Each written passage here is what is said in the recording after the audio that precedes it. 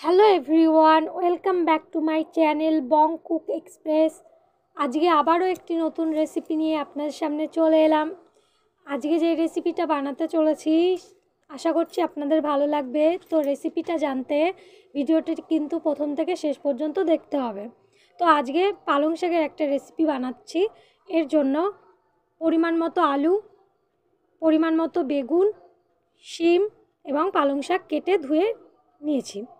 এরপরে কড়াইতে পরিমাণ মতো তেল দিয়ে তাতে গোটা জিরে ফোড়ন দিয়ে প্রথমেই দিয়ে দিলাম কেটে রাখা আলু।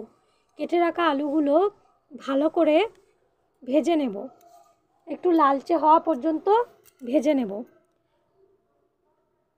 আলু ভাজা হয়ে গেছে, এবারে শিম আর বেগুনটা দিয়ে দিলাম। শিম আর বেগুনটা দিয়ে কিছুক্ষণ ঢাকা দিয়ে রেখে দেব। ঢাকনা খুলে এবার সব সবজিগুলো নাড়িয়ে নেব। দেখুন সমস্ত সবজির কিন্তু রঙই চেঞ্জ হয়ে গেছে, মানে মোটামুটি সেদ্ধ হয়ে এসেছে। এরকম পর্যায়ে এখানে শীষ পালংগুলো দিয়ে দিচ্ছি।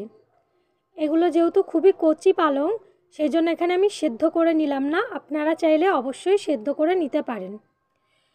যাই হোক, পালং শাকগুলো দিয়ে আবার ঢাকা দিয়ে রেখেছিলাম এবং ঢাকনাটা খুলে এবার দেখব যে সমস্ত সবজির সাথে পালং শাকটা সেদ্ধ হলো কিনা। এখানে আলাদা করে জল দেওয়ার কোনো দরকার নেই, এই জলেই রান্নাটা হয়ে যাবে। মানে পালং শাক আর সমস্ত সবজি থেকে যেই সমস্ত জল বেরোবে সেই জলেই কিন্তু পুরো রান্নাটা হয়ে যাবে, তাই আলাদা করে কোনো জল দেওয়ার দরকার নেই। এবারে পরিমাণ মতো লবণ দিয়ে দিলাম। লবণটা দিয়ে দেওয়ার পরে আবারও সবজির সাথে ভালোভাবে মিশিয়ে নিচ্ছি। তারপরে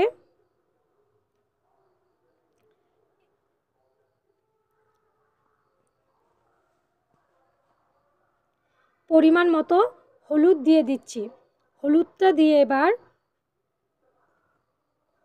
আবারও সমস্ত সবজির সাথে হলুদটা মিশিয়ে নিচ্ছি। যত ভালোভাবে হলুদটা মিশে যাবে তত কিন্তু সবজি রান্নাটা ভালো হবে। তাই খেয়াল রাখবেন যাতে সমস্ত কিছু উপকরণই সবজির সাথে ভালোভাবে মিশে যায়। সমস্ত উপকরণ মিশিয়ে নিয়েছি, এবারে আবারও কিছুক্ষণের জন্য ঢাকনা দিয়ে দিয়েছিলাম। ঢাকনাটা খুলে এবার দেখব যে সমস্ত সবজি এবং পালং শাকটা খুব ভালোভাবে সেদ্ধ হয়েছে কিনা। এই পর্যায়ে কিন্তু পালং শাক এবং সমস্ত সবজি ভালোভাবে সেদ্ধ হয়ে যাবে। আর কিছুটা পরিমাণ কিন্তু এই সময় জলও থাকবে। তো এই জলটা কিন্তু পুরোপুরি শুকিয়ে নিতে হবে, নাহলে কিন্তু স্বাদ পাবেন না। যাই হোক, তারপরে কেটে রাখা পনিরগুলো দিয়ে দিচ্ছি।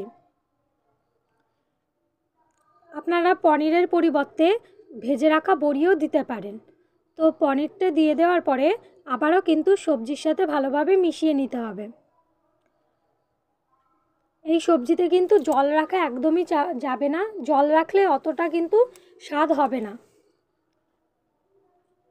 তো পনির আর সবজি একসাথে ভালোভাবে তো মিশিয়ে নিলাম। এবারে এই যে মশলাটা দিয়ে নিচ্ছি, এতে রয়েছে গোটা জিরে, শুকনো লঙ্কা, তেজপাতা, গরম মশলা, গরম মশলা আর গোটা গোলমরিচ।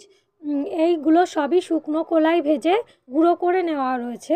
সেই মশলাটাই কিন্তু এখানে দিয়ে দিতে হবে। এই রান্নার এটাই একটা বলতে পারেন সিক্রেট একটা মশলা, যেটা এই রান্নার স্বাদ কিন্তু আরও দ্বিগুণ বাড়িয়ে দেবে। তো আপনারা আপনাদের স্বাদ অনুযায়ী সমস্ত মশলা ব্যবহার করতে পারেন। আমি এখানে আরেকটু মশলা অ্যাড করেছি। আপনারা এই যেটুকু পরিমাণ আমি মশলা অ্যাড করেছি সেটুকুও দিতে পারেন, তার চেয়ে কমও দিতে পারেন, তার চেয়ে বেশিও দিতে পারেন। আপনাদের স্বাদ অনুযায়ী আপনারা ব্যবহার করবেন। যেহেতু এই একটা মশলাই এই রান্নাতে আমি ব্যবহার করছি, তাই মশলাটা কিন্তু বুঝেই দিতে হবে। তো এই মশলাটা দিয়ে কিন্তু জল শুকনো হওয়া পর্যন্ত কিন্তু রান্নাটা করে যেতে হবে। যত ভালো করে মশলা এই সবজি থেকে জল টানবে তত কিন্তু এর স্বাদ বাড়বে। তো এই রকমভাবেই শুধুমাত্র এর মধ্যে আপনারা একটু চিনিও দিয়ে দিতে পারেন, আমি চিনিটা অ্যাড করিনি। তো তো আমি এইভাবে শুধুমাত্র এই মশলাটা দিয়েই এই সবজিটা কিন্তু এইভাবে সেদ্ধ মানে জল শুকিয়ে নেব। তো জল শুকিয়ে নিলেই কিন্তু রান্নাটা কিন্তু একদম তৈরি। তো আজকের রেসিপিটা আপনাদের কেমন লাগলো অবশ্যই কমেন্ট করে জানাবেন। যদি ভালো লাগে তাহলে লাইক শেয়ার আর সাবস্ক্রাইব করতে ভুলবেন না। সাবস্ক্রাইব করে পাশে থাকা বেল আইকনটিও কিন্তু প্রেস করতে ভুলবেন না। বংকুক এক্সপ্রেস নামে এই চ্যানেলটি কিন্তু ফেসবুকে অ্যাভেলেবেল আছে, আপনারা ওখানে গিয়েও কিন্তু ফলো করতে পারেন। আর রেসিপিটা কেমন হয়েছে বাড়িতে অবশ্যই একবার বানিয়ে জানাবেন। আজকের মতো এই পর্যন্ত, দেখা হচ্ছে নেক্সট ভিডিওতে।